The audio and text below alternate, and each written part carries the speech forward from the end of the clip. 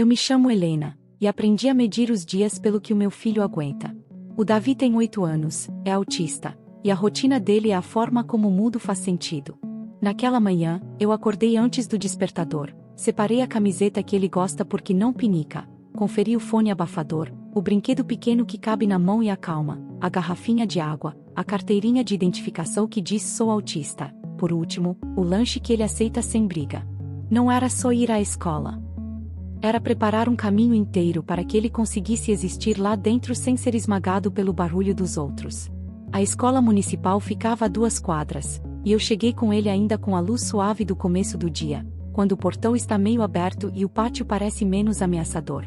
O cheiro de desinfetante misturado com pó da cantina vinha em ondas, e eu ouvi o sino de metal bater em algum lugar, crianças correndo com tênis riscando o chão, risadas que ecoavam nas paredes de azulejo.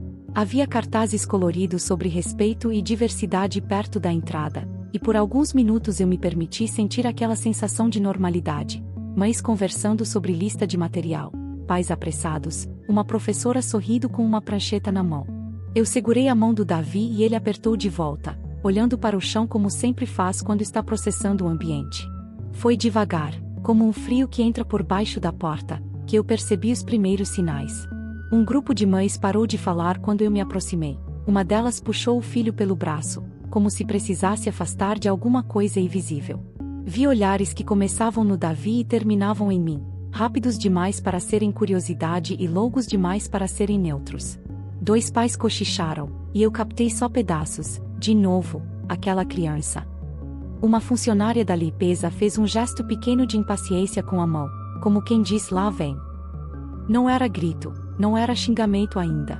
Era o desconforto silencioso de quem acha que a presença do meu filho quebra uma ordem que eles consideram natural.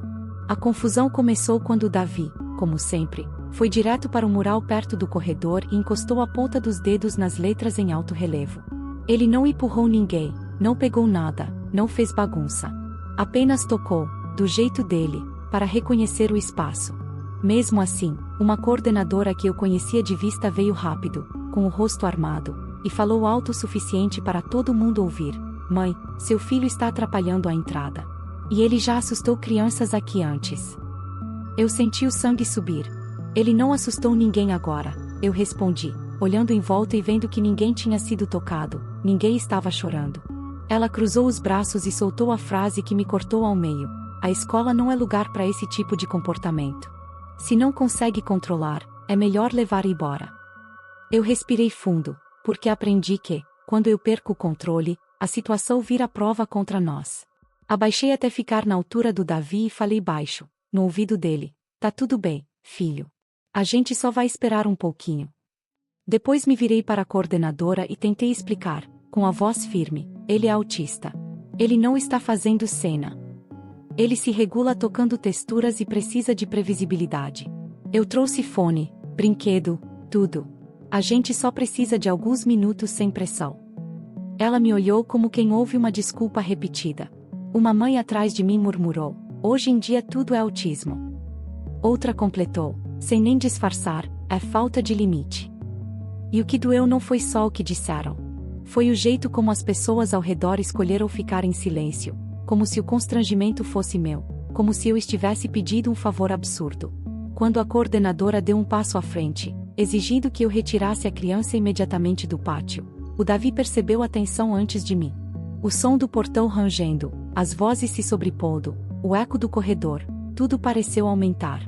Ele levou as mãos aos ouvidos, mesmo com o fone, e o corpo dele enrijeceu. Os olhos começaram a buscar uma saída. Eu senti aquele pânico conhecido, a sobrecarga chegando como uma onda inevitável. Foi aí que uma inspetora se aproximou, chamando alguém pelo rádio. "Vem pra cá, por favor. Situação com a mãe e o aluno." A palavra situação virou um rótulo instantâneo. Algumas pessoas se afastaram mais, como se estivéssemos contaminando o lugar. E, num impulso, a coordenadora esticou a mão para segurar o braço do Davi, não com violência explícita, mas com aquela pressa autoritária de quem acha que pode conduzir um corpo que não é seu. Eu puxei meu filho para perto de mim, protegendo o espaço dele com o meu corpo, e nesse movimento Davi soltou um som alto, curto, de susto. "Pronto." Era tudo o que eles precisavam para encaixar a história na narrativa que já tinham. Tá vendo? Ele é agressivo, alguém disse. Ele gritou com a senhora. Outra pessoa acusou, como se grito fosse ataque.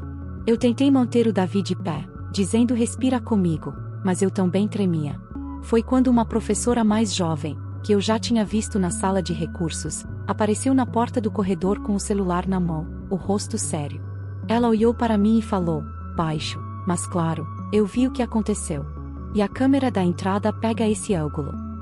A frase dela foi como acender uma luz num quarto onde eu estava sendo julgada às cegas. A professora foi até a portaria e, com a autorização do vigia, pediu para rever o registro das câmeras daquele momento. Enquanto isso, ela mostrou um vídeo que ela mesma tinha gravado por instinto, antes que a cena escalasse. Dava para ouvir nitidamente a coordenadora falando: a escola não é lugar para esse tipo. E dava para ver a mão dela indo primeiro no braço do Davi.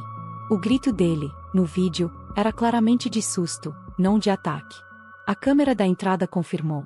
Meu filho estava parado no mural. Eu estava ao lado. Ninguém tinha sido ferido, ninguém tinha sido encostado.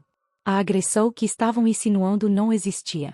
Existia, sim, um adulto tentando controlar uma criança pelo braço e um monte de gente pronta para chamar isso de necessário.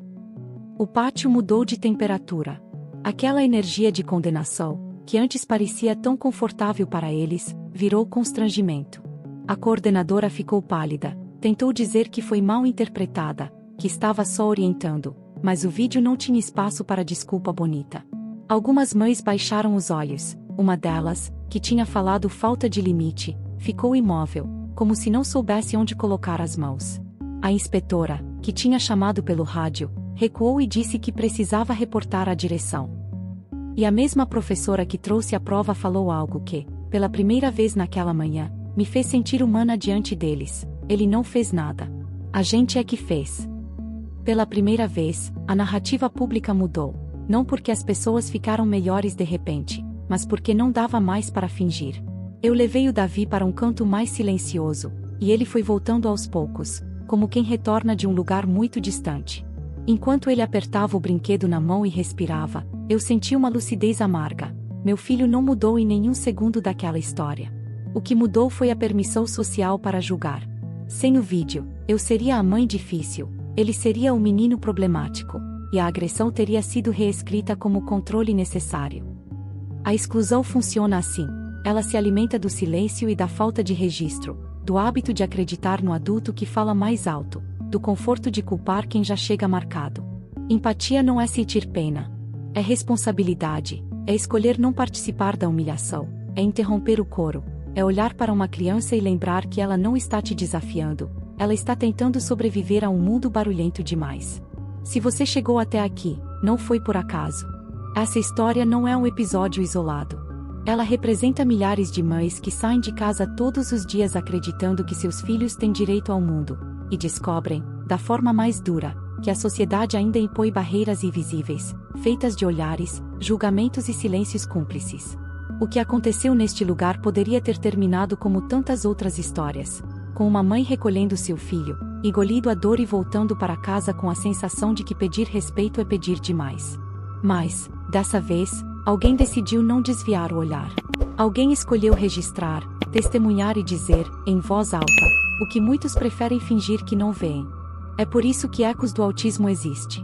Este canal não é sobre expor crianças. Não é sobre atacar pessoas específicas. É sobre revelar comportamentos que ainda ferem, excluem e machucam, todos os dias, mães, pais e crianças autistas em espaços que deveriam ser públicos, mas ainda não são verdadeiramente inclusivos. Cada história compartilhada aqui é um espelho. Se essa narrativa te incomodou, ela cumpriu seu papel. Se ela te emocionou, é porque você reconheceu a injustiça. Se ela te fez pensar, então você já faz parte da mudança. Inscreva-se no canal Ecos do Autismo.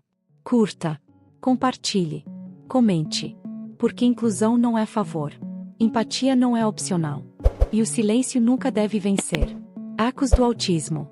Onde a verdade encontra voz.